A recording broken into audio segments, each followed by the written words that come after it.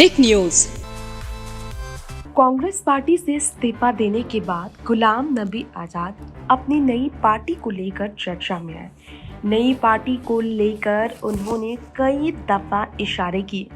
अब जो है उनका भाजपा को लेकर, प्रधानमंत्री नरेंद्र मोदी को लेकर बयान देना कांग्रेस पार्टी को हैरान कर गया है। पिछले दिनों खबर आ रही थी कि बीजेपी से जुड़ सकते हैं गुलाम नबी आजाद।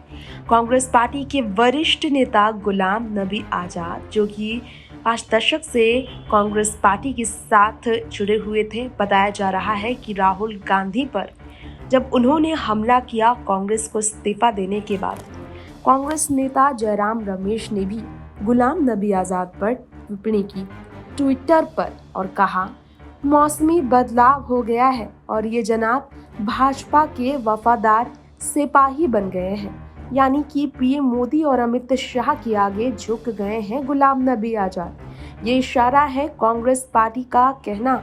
जानकारी आपको ये भी देना चाहेंगे एक बार फिर से कि नेता गुलाम नबी आजाद अगले कुछ दिनों में नई पार्टी की घोषणा करने वाले हैं और ये सब जानते हैं। अब कांग्रेस राहुल पर उनका निशाना बोलना कोई नई बात नहीं है, लेकिन व्यक्तिगत हमले राहुल गांधी पर उन्होंने कभी नहीं की। अब ये बात जान लीजिए कि तंज जो कसा गया है, मौसम बदल गया है। मोदी सरकार की नीतियों का विरोध करने वाले गुलाम नबी आजाद उनके इस वक्त प्रशंसक बन गए हैं और प्रशंसक बनकर वो काफ़ी खुश है, कांग्रेस का कहना है।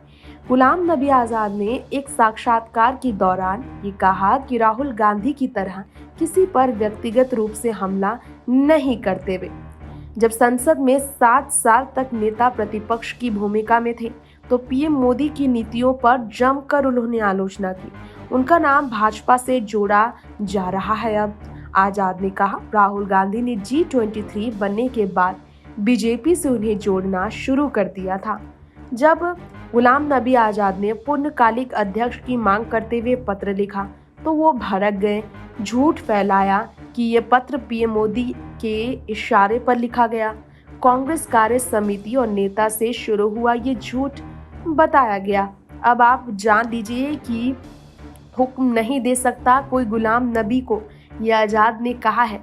उन्होंने कहा, पत्र पीएम मोदी के कहने पर लिखा गया, वह कह दिए, लेकिन पीएम मोदी पागल नहीं है कि वो हमसे कांग्रेस को मजबूत करने के लिए कहेंगे। गुलाम नबी को कोई हुक्म नहीं दे सकता, उनके खिलाफ कोई मामला नहीं है और एक भी प्राथमिकी नहीं है।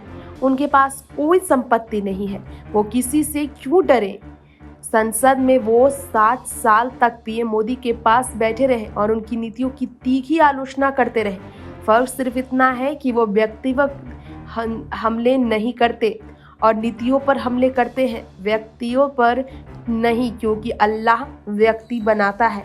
ये आजाद ने कहकर भाजपा की ओर झुकाव व्यक्त किया। टिक न्यूज से तृप्ति की रिपोर्ट।